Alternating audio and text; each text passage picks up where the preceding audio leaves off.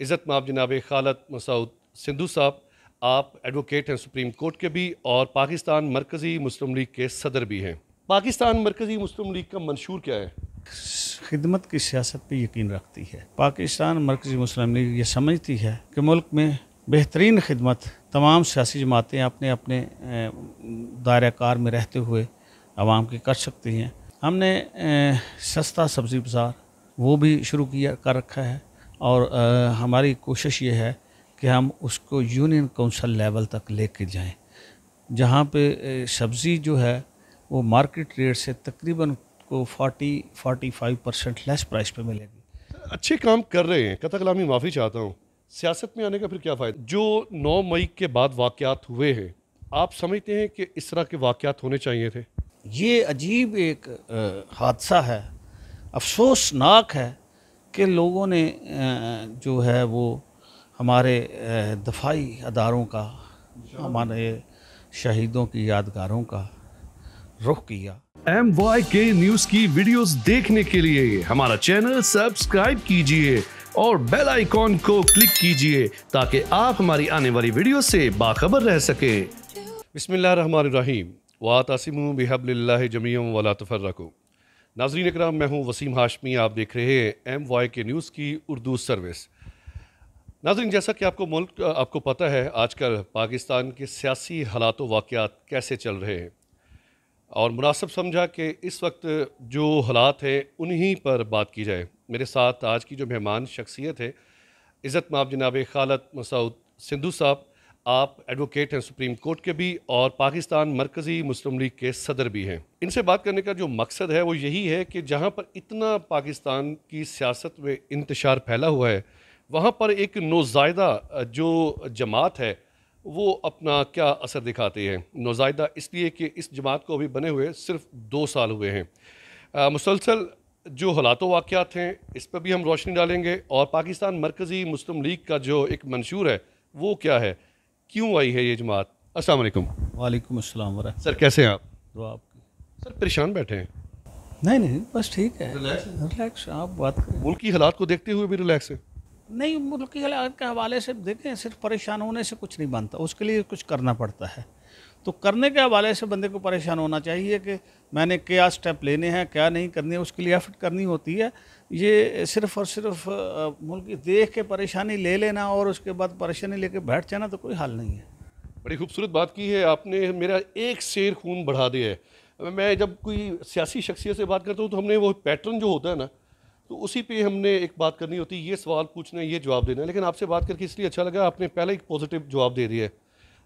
पाकिस्तान मरकज़ी मुस्लिम लीग का मंशूर क्या है? पाकिस्तान मरकज़ी मुस्लिम लीग खिदमत की सियासत पे यकीन रखती है। पाकिस्तान मरकज़ी मुस्लिम लीग ये समझती है कि मुल्क में बेहतरीन खिदमत तमाम सियासी जमातें अपने अपने दायरा कार में रहते हुए आवाम की कर सकती हैं और इसकी खिदमत का एक तरीका कर ये भी है कि जहाँ हम इस वक्त जो भी मुल्क के हालात हों, हम अपने अंदाज में लोगों के पास जाएं, लोगों की खिदमत करें, उनके मसाइल से आगाही हासिल करें।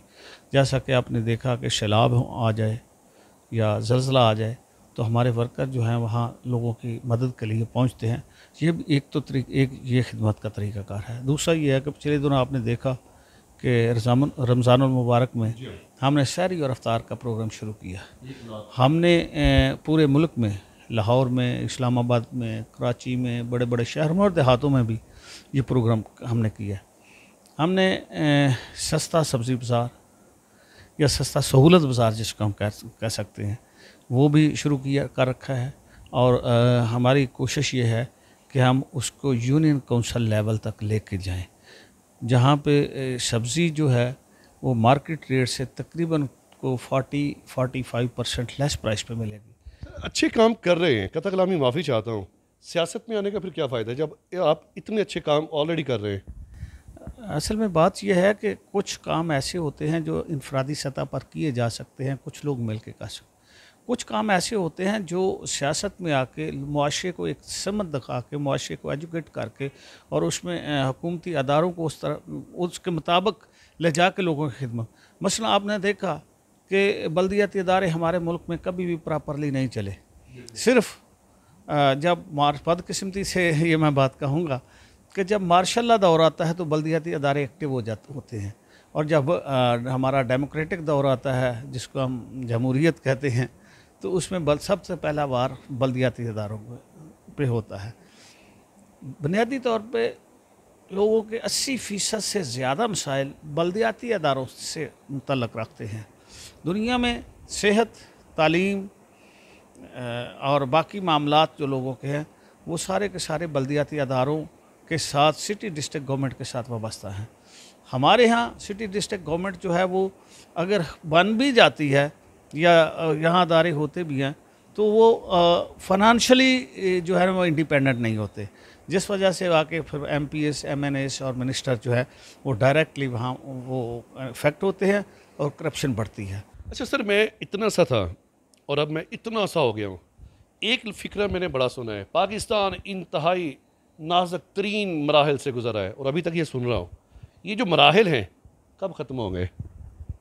मैं एक बात कहा करता हूँ कि इंसान के इख्तियार में सिर्फ 2 चीज़ें हैं, नीयत का ठीक रखना और उस ठीक नीयत के ताबे रहते हुए कोशिश करना।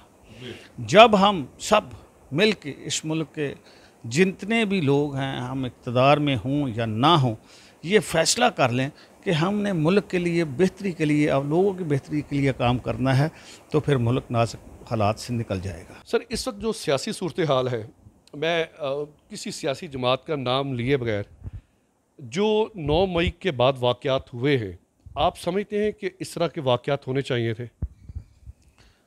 किसी भी मुआशरे में, किसी भी मुल्क में या किसी भी घर में जो झगड़ा है, फसाद है, वो तबाही का बाइस होती है।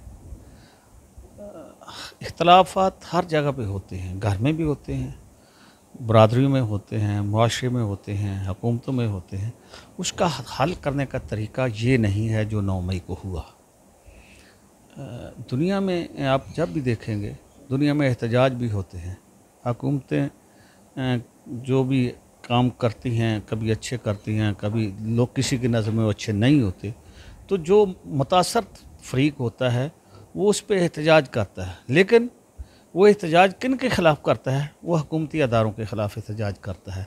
ये अजीब एक हादसा है, अफसोसनाक है कि लोगों ने जो है वो हमारे दफाई अदारों का, हमारे शहीदों की यादगारों का रुख किया। मैं ये समझता हूँ कि पाकिस्तानी फ़ौज के सामने लोगों को, अवाम को जो खड़ा किया गया है, ये एक बैनुल-अक़वामी एजेंडा है।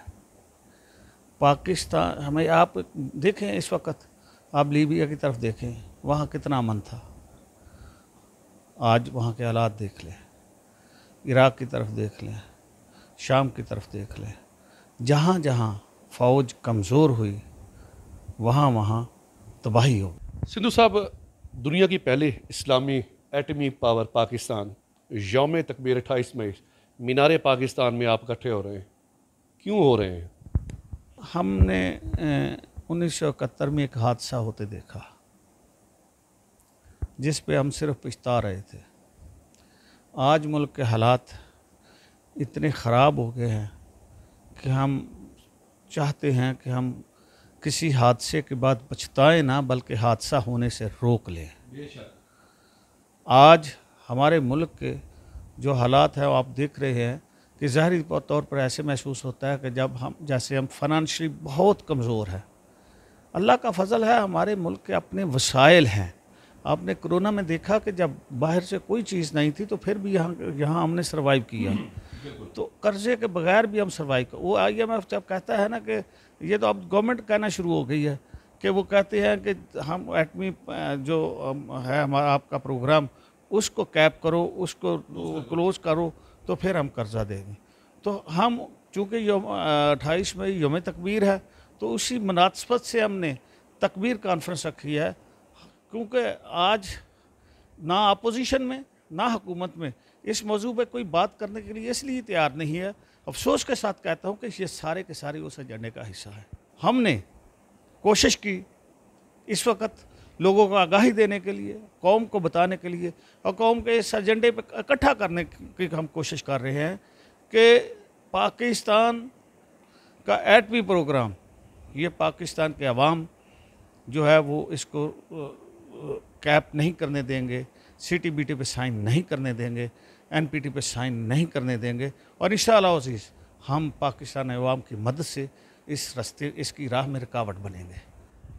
प्रोग्राम के आखिर में पाकिस्तान मरकज़ी मुस्लिम लीग के सदर की हैसियत से अवाम को क्या पैगाम देंगे?